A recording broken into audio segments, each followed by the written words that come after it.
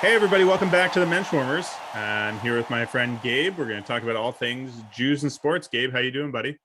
I'm good. Happy Hanukkah to everybody, or Yeah, happy happy almost Hanukkah. Hanukkah. I think this is as close to a Hanukkah episode as we're going to get. We have some Hanukkah themed things to talk about in the world of Jews and sports. It's Monday, November 22nd. We're talking right now. So this will be our last episode coming out before Hanukkah drops. And I want to let the audience know just ahead of time that we only have enough material for one regular length episode, but this episode will be the length of 8 normal length episodes. We're going to stretch it. Yeah. Just to see how long we can last with it. That's a little light Hanukkah humor for you. Pun intended. We should catch up a little bit about some Jewish sports news that's been going on. One thing that's a little, on topic for the holiday where you eat fried foods, which is that Max Fried, it's spelled fried, even though it's pronounced Fried. I went to camp with some Fried spelled fried. I think they deal with that a lot. Yeah, I'm sure. But Max Fried, along with his World Series ring, picked up some end of the season accolades. He won a Gold Glove award as the pitcher and a Silver Slugger award, which is pretty cool. He can do it on both sides of the plate. So it is the last Silver Slugger that a pitcher will ever win if they get rid of the pitcher hitting. And how often does somebody win both? Because that could be a good Hanukkah story, is that, the Jewish pitcher was only expected to win one positional award, yet right. He won 2. So while you're enjoying your fried foods, you can think of the fried victories at the end of the year. That's also very Hanukkah related. I think my family is going to enjoy some fried latkes this year. Exactly. Keeping on the theme of sort of last minute wins and miracles that are pulled out. My namesake. Got to talk about my namesake. Oh, right. Sorry. Before we're on. Talk about that. The San Francisco Giants' winning ways this season were only expected to reach 65 or 70 odd games. Yet by a miracle, their leader, the Judah Maccabee of the San Francisco Giants, Gabe Kapler, NL Manager of the Year and member of the tribe, Gabe Kapler, has recently won the Manager of the Year award for leading them to 107 wins. The second Jewish manager to ever win the Manager of the Year award, because Bob Melvin, I think, has won it 3 times and is now going to be joining at least twice, but he's now going to be joining Kapler out in the NL West. He's going. I noticed he's managing the Padres. Yes. Yeah. The Dads, the San Diego Dads. I've noticed that our sort of Jewish awards tracker that Jamie put together on the internet has been getting a lot of play as any Jew wins an award. I did get a shout out in the JTA's sports newsletter, which was nice. Always trying to keep that updated. We should just get a dedicated website that it just tracks it and nothing else. It can have Jews won any awards this year.com. Yeah, exactly. Well, Gabe, you can work on the SEO and getting it to be the first thing that comes up when someone Googles Jewish MVP or something like that. Exactly. I don't know if I'm creating that website. I don't know if I'm spoiling anything for someone who hasn't seen Curb this season, but the website itself, is that Basheret? Can I say Basheret about that? Yeah, I think you can, but you're using it wrong, but you're allowed to use it wrong. Yeah, but I have some surus over that website. I'm kidding. We have a lot of nachas here for both Mr. Fried and Mr. Kapler. So great work on those, and we're happy to have you on the show to talk about it at any time. Yep. Sticking with the Hanukkah theme, I think we had a few sort of last minute miracles yesterday that we wanted to profile. One was Adam Fox got an assist on a rare buzzer beater hockey goal that the New York Rangers scored to win the game with less than 1 second left. Really great clip. Was it at MSG? Yeah, I believe so. It was. So a great miracle happened there. A great miracle happened there. And also Greg Joseph, the kicker for the Minnesota Vikings, hit a go-ahead field goal with no time remaining to put the Vikings on top of the Green Bay Packers. And he is Jewish as well. So it was sort of a double walk-off. A double walk-off, yeah. So that was a big last second wins for some Jews here. Always good to see and celebrate that. It's thematic on the Hanukkah season for miracles to happen, and then to pull out those last second things. One other thing I want to mention was that I think it'll have aired by the time that we're out there. But Real Sports, the HBO show, is doing a profile on Amari Stoudemire, the former NBA All-Star and now assistant coach or player development coach, whatever it is, with the Can we Brooklyn say notable Nets. Jewish athlete, Amari Stoudemire? Exactly. And it's all about a spiritual journey, becoming a devout Jew, converting, or, based on what he might say, returning to his heritage as a Jewish person. And his life as an Orthodox Jew. Yeah. Really, I think it's like the greatest, something we really missed out on is Amari being Jewish while playing for the Knicks. Like as much as he, sort of started to embrace his Judaism at that time, he wasn't like a he hadn't converted, or he was sort of just beginning to explore it. And again, we talked about this before with Dan Grunfeld, but like the fact that the Knicks haven't found a Jewish player, since Ernie Grunfeld basically is really a mistake, because that would be the most popular guy on the team. However, now he is in Brooklyn. So that's almost as close to, it's not quite, it's from not what I've heard, Madison Square Garden, but downtown Brooklyn is pretty Jewish. From what I've heard, no one cares about the Nets. I could be wrong, but like, I don't think anyone in New York cares about the Nets. Like, I think the New Jersey fans, maybe a little bit, but most of them kind of abandoned the team when the team abandoned them. And I think anyone who lived in Brooklyn, anyone who grew up in Brooklyn was a New York Knicks fan and not a New Jersey Net fan. I think does Jay-Z care about the Nets, or does he only do so because he's involved? I think it was because he was involved. Like, you're telling me Jay-Z, I'm sure Jay-Z didn't, if he grew up a basketball fan, didn't grow up a New Jersey Net fan. I'm sure he was a Knicks fan, if anything. The Houndstooth Court is pretty cool. At Barclays? At Barclays. Yeah. Well, anyway, I'm sure. Look, it's a cool stadium, I guess. I don't know. They displaced a lot of people to build it, but I just think it's sort of been a mistake. Like, you know what? Turns out we didn't need a team in Brooklyn. And no longer do they have a Jewish owner. They had a Jewish owner, and now he's sold it. Right, to Joe Tsai. But before Mikhail Prokhorov was Jewish. Right. So that'll be really interesting to check out the Amari documentary tomorrow. I can only assume it's going to be available on HBO Go or Crave or TMN or something. Wherever. I think if you miss it, if you missed it, you can still find the Amari interview, and I'm sure we'll see clips and stuff like that. There's been a fair amount of profile on Amari's Jewish life. There was an article in GQ last year about him returning to New York after living in Israel for a while, and what his day-to-day life is like as a now practicing Orthodox Jew. And we highly recommend watching it sort of sight unseen. We assume that it'll be treated very interestingly with very interesting of Bryant Gumbel, who will handle it with sensitivity and aplomb. So, I don't think Brian Gumbel did the interview, but still, I mean, it's HBO Real Sports. Show. They know what to do. He's got some sense into it, yeah. But let's. I also think it'll give you good fodder to talk about at any Hanukkah party you have. If you want to connect with a younger relative or a sports savvy relative, bring up the. I think traditionally the sports conversation at a Hanukkah dinner will only last about 10 minutes, but after this documentary, the Hanukkah dinner can stretch to a much longer length.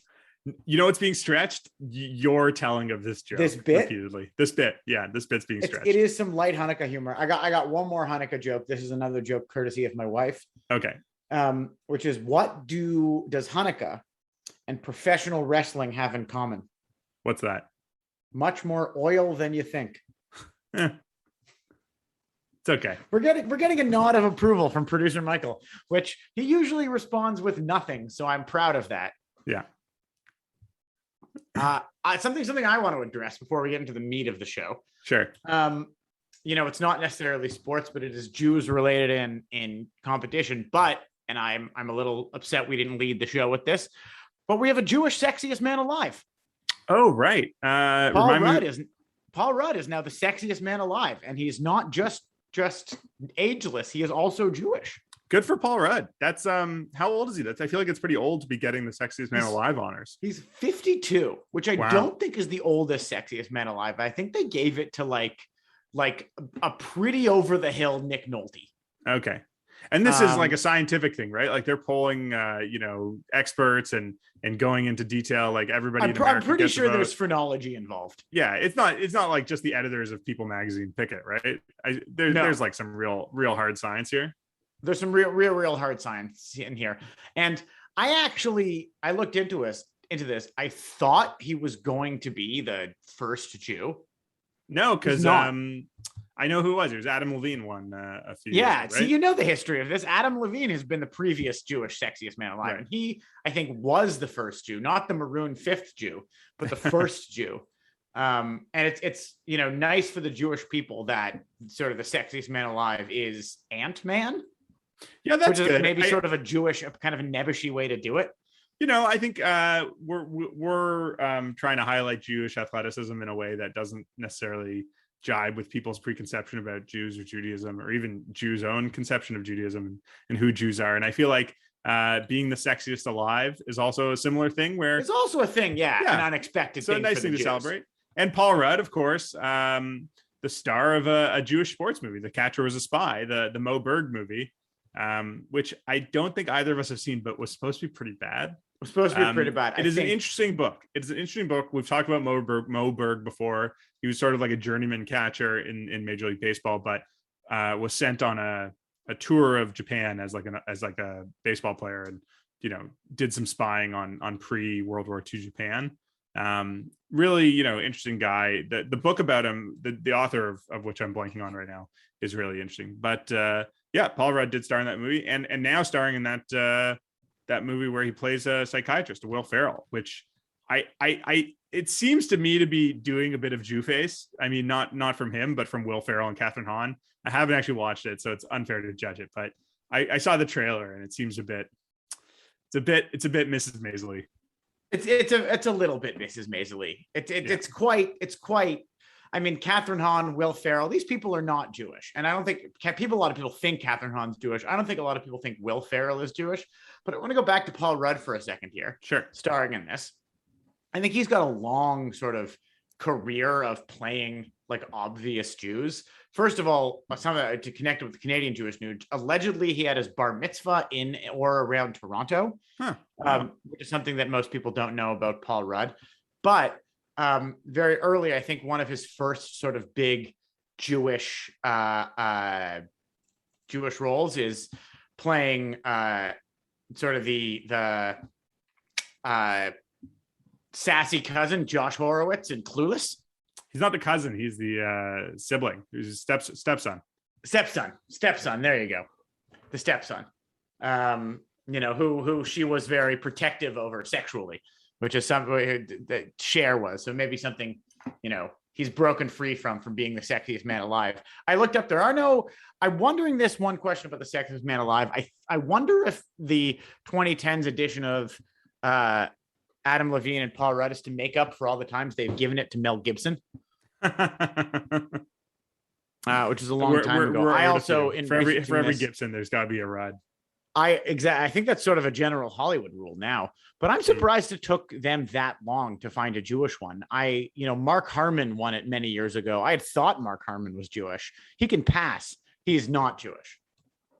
He's like quite British.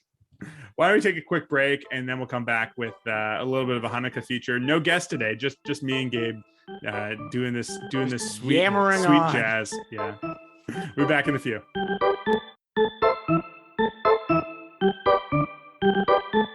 Hey folks, Gabe back here at the break. Just want to let you know that for subscribers, if you check your podcast feeds, you'll find the CJN Daily's unabridged interview with Seattle Kraken owner and Montrealer Mitch Garber. And for those who are not subscribed to the podcast, we highly recommend you subscribe to our feed and the CJN Daily in order to get this and other special episodes in your feed. Thanks for listening. And now back to the Menschwarmers Hanukkah special.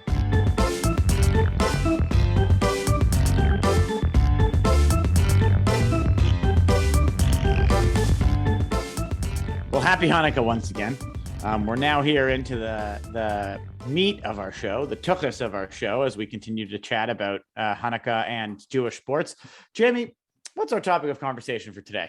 Well, I think for a lot of people growing up, the idea of what Hanukkah is celebrating, what the Hanukkah miracle is this idea of the Jews in the Hasmonean rebellion, defeating the Seleucid kingdom that was ruling Jerusalem and all that, and the victories were the miracle. But that's not true. The real miracle of Hanukkah, in as much as there was one by tradition, is that the oil lasted for so many days, that there wasn't enough oil to sanctify the temple and light the menorah.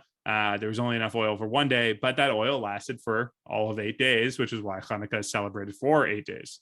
It's especially relevant this year, in the year of our Lord 2021, or in 5782, with the global supply chain issues. Our oil will actually probably have to last for 8 days instead of going to the store and buying some more. Has everyone gotten their candles yet? Good point. Good reminder to everyone to make sure you're stocked up on oil for Hanukkah. If you have an oil-fired lamp, especially. Yes, whale oil. No, whale oil. That's not kosher. No. So what type of oil did the Maccabees use? Olive, Gabe. Anyways, so what we wanted to talk about this time was to highlight some historical Jewish streaks, things that lasted longer than they were expected to last. That's the bit we're going for. That's the thing we're celebrating for Hanukkah. So Gabe, the first one I wanted to mention has a few Jewish connections, and this was a streak that was set by Boston Red Sox first baseman Kevin Youkilis. Kevin Youkilis in 2008, the Greek god of walks, set a record not just for his prowess as a hitter, his ability to get on base, but in April 2008, he set a streak for the longest errorless streak as a first baseman. He played the field flawlessly for all of 194 games. So think about it, more than a full season. And this was set in April. So all of the 2007 season, he didn't make an error. First base. That's a serious position to play with. Oh yeah, because you're getting a lot of balls hit to you, right? You're not fielding as many, but a lot of balls are being thrown to you. You have to field a lot of balls. So 194 games. And I should say that there's a few other Jewish connections here, which is that he took over the streak from Steve Garvey, who is not Jewish, but whose wife left him for Marvin Hamlish, the legendary composer who is. And then Youkilis's record was eventually broken by Casey Kochman, who isn't Jewish, but sounds like he is. Yeah. So that's a lot of Jewish connections. Yeah. Gabe, you have a streak you want to talk about? Yeah. So this isn't necessarily a streak, just sort of a victorious miracle. Okay. The first one I'd like to talk about, something we've talked about that, a number of times on our show, but sort of something I think deserves the Hanukkah miracle, is sort of the modern day Maccabees of, once again, the 2017 Israeli baseball team of the World Baseball Classic. People that weren't expected to win a single game, favored to lose every one of them, but, went 3-0 in pool play, made it to the semifinals, and almost made it, miracled it again. Okay. So streaks and miracles. That's the theme here. Streaks and miracles, because a great miracle happened there. And I should say second round, right, not semifinals. Okay. Another streak I want to mention is the great Sid Luckman, NFL MVP in the 1950s, Chicago Bears starting quarterback, set a record between 1942 and 1944. He threw a touchdown pass in 19 consecutive games. And that is still the streak for the Chicago Bears. It's not for the NFL, but for the Chicago Bears have not had a quarterback since Sid Luckman, who's been able to throw a quarterback in 19 straight games. So still the streak. And in one of those games, he also... It would have been amazing if it was 18. 18 would have been good, but 19 would have stopped at 18 just for the whole Luckman thing.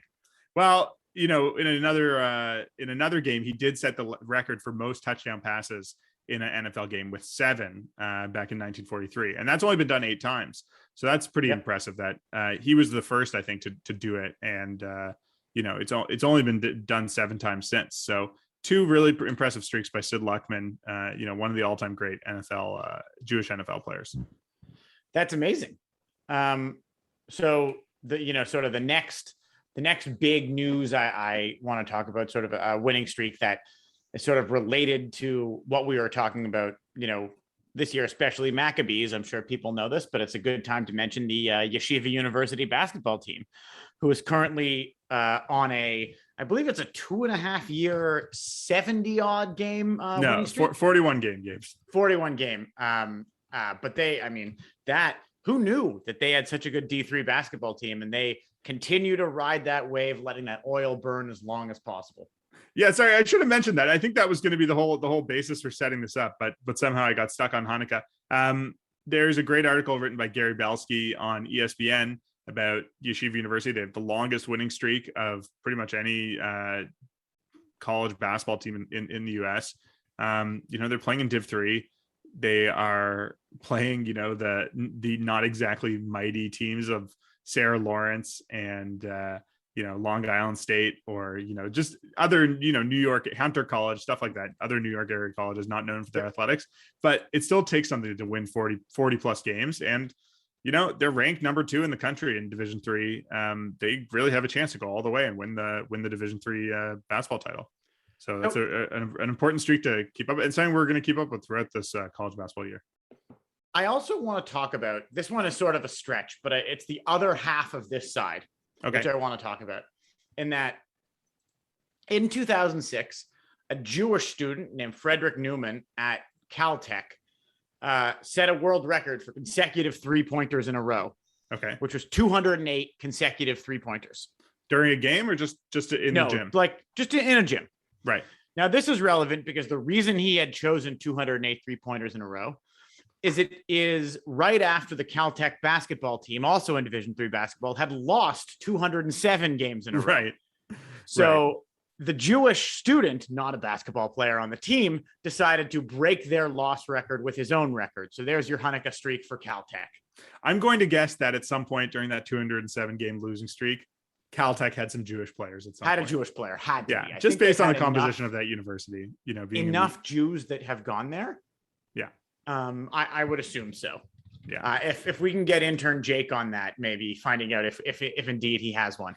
So a few more streaks to mention. One, I wanted to talk about one of the greatest basketball players of all time, Sue Bird. We've talked about this before. She won 5 straight gold medals at the Summer Olympics, going back 20 years basically. And during those Olympics, she has won 38 straight games. Team USA as a whole has won 55 straight games going back to 1992 when they lost the bronze medal game. But since then they've won 55 straight, and she has been part of 38 of those games. So pretty amazing, pretty crazy streak. She has never lost at the Olympics in her entire time. Just never been in a game that she lost. That's amazing. Yeah. Great. Good for her. Yeah. And moving on to another GOAT potential, talk about Tom Brady, of course, not Jewish, but his receiving partner, Julian Edelman, is. And between 2009 and 2019, Tom Brady and Julian Edelman won 42 straight home games against AFC opponents.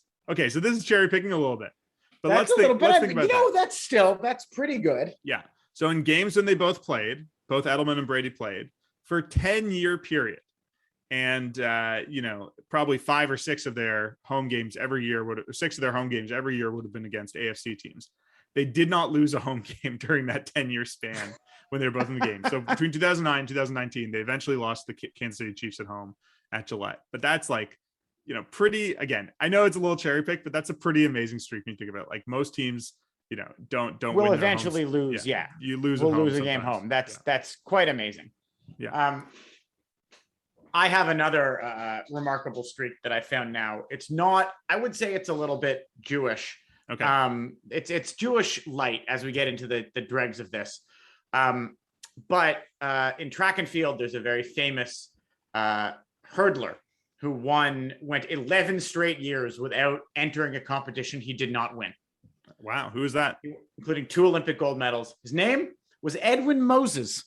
So while he was not Jewish, his namesake most certainly was. Okay. We're getting a nod of approval from producer Michael on that reference there.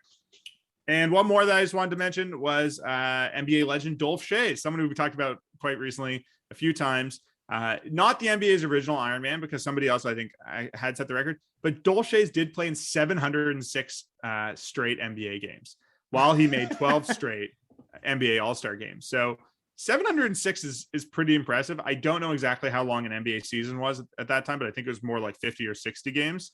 That's pretty impressive. So probably about 8 or 9, 10 seasons of not missing a game. That's pretty, impressive Iron Man stuff.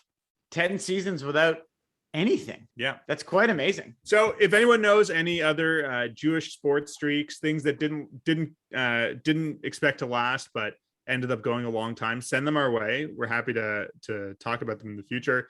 We could do a Hanukkah roundup next time, or maybe next Hanukkah we can keep this as an ongoing tradition. But until next time, we hope that you like and subscribe to the podcast. We're back every 2 weeks. maybe with a little break around the New Year. New Year's, we'll see if we can. Perhaps we can even record a live episode at some point now that we're getting back into society. Have you had your booster shot yet? Has anyone on this call had their booster yet? No, I don't. Go get your boosters. My parents got it, but not yet. We don't like to get political on this show, but do it. Yeah, I think the people who listen to our podcast are pretty pro-vax. But until next time, we'll see everybody soon. You can find us, as always, at thecjn.ca, the Canadian Jewish News' website. You can find us on Facebook at the CJN Lounge. Like and subscribe to the podcast wherever you listen to podcasts, Apple Podcasts, Spotify, Stitcher, whatever. You can listen to us on the CJN's website as well. And follow us on Twitter at Menschwarmers. Once again, Larry Tannenbaum, if you're listening, happy Hanukkah. I'd like to comment on the streak I have of doing that bit as well, which is pretty much unbroken. But Larry, we want you on here. We'd love to have you. We'll chat about your career. Happy Hanukkah, everybody. Enjoy the latkes.